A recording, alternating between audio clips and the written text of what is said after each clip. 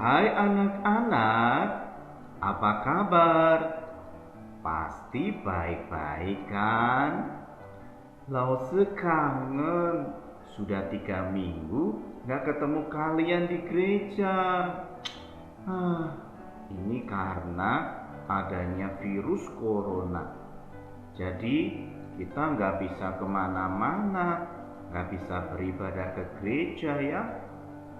Tapi gak apa-apa, kita di rumah saja kan tujuannya supaya tidak ketularan virus ini.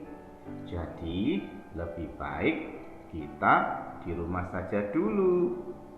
Kita berdoa supaya Tuhan menolong om dan tante dokter supaya dapat menyembuhkan orang yang sakit karena corona ya.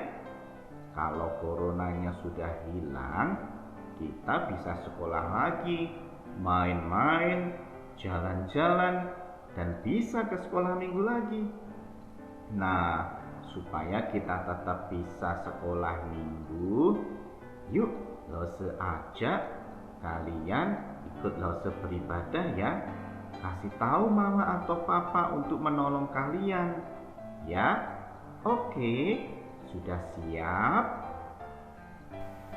Nah, yuk kita mulai dengan berdoa terlebih dahulu ya.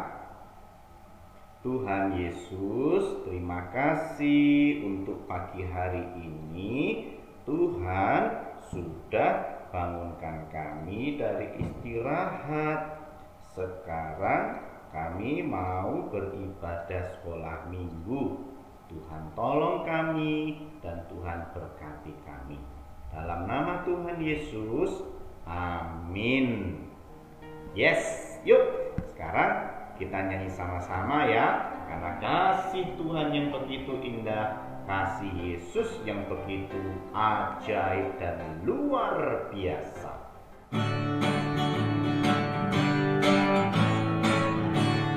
Kasih Yesus indah. Kasih Yesus indah, indah, oh indah. Kasih Yesus indah, indah, oh indah. Kasih Yesus.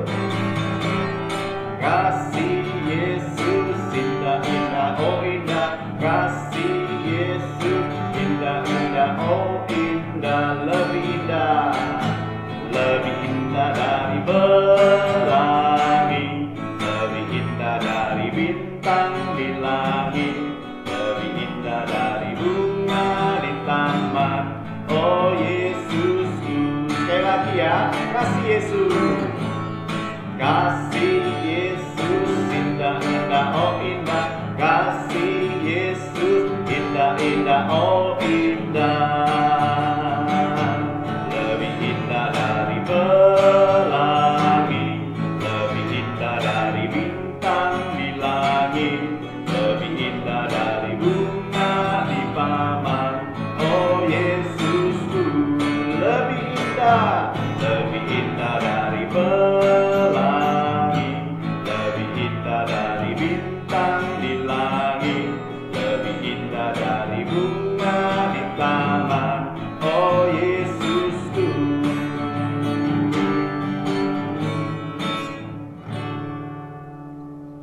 Ya, kasih Yesus sungguh indah, luar biasa kita alami sepanjang hidup hari ini, bahkan sampai selama-lamanya. Tuhan tetap mengasihi kita. Nah, anak-anak, Lause mau cerita sesuatu kepada kalian. Dengar baik-baik ya. Di suatu hutan yang rindang, hiduplah berbagai binatang buas dan jinak. Ada kelinci, burung, kucing, capung, kupu-kupu, dan yang lainnya. Pada suatu hari, hutan dilanda badai yang sangat dahsyat.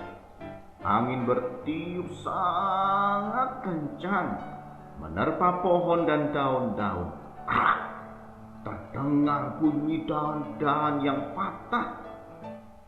banyak hewan yang tidak dapat menyelamatkan diri. Lalu badai itu berhenti ketika pagi menjelang. Matahari kembali bersinar hangatnya. Tiba-tiba dari dalam tanah muncul seekor semut. Si semut terlindung dari badai karena ia bisa masuk ke sarangnya di dalam tanah. Ketika sedang berjalan, ia melihat seekor kepompong yang tergeletak di daun yang patah. Si semut berkata, alangkah tidak enaknya menjadi kepompong, terkurung dan tidak bisa kemana-mana. Menjadi kepompong memang memalukan. Coba lihat aku, bisa pergi kemana saja aku mau. Ejek semut kepada kepompong. Semut terus mengulang perkataannya kepada setiap hewan yang ditemuinya di jalan. Beberapa hari kemudian, semut berjalan di jalan yang berlumpur. Ia tidak menyadari kalau lumpur yang diinjaknya bisa menghisap dirinya semakin dalam. Aduh, sulit sekali berjalan di tempat becek ini. Aduh, tolong, aku tenggelam, tolong. Si semut berteriak-teriak meminta pertolongan. Wah, sepertinya kamu sedang kesulitan ya. Si semut terheran mendengar suara itu. Ia memandang ke sekeliling mencari sumber suara. Dilihatnya seekor kupu-kupu yang indah terbang mendekatinya. Hai semut, aku adalah kepompong yang dahulu kamu ejek. Sekarang aku sudah menjadi kupu-kupu. Aku bisa pergi kemana saja dengan sayapku. Lihat, sekarang kamu tidak bisa berjalan di lumpur itu kan? Ya, aku sadar. Aku mohon maaf karena telah mengejekmu. Maukah kamu menolong aku sekarang? Kata si semut pada kupu-kupu.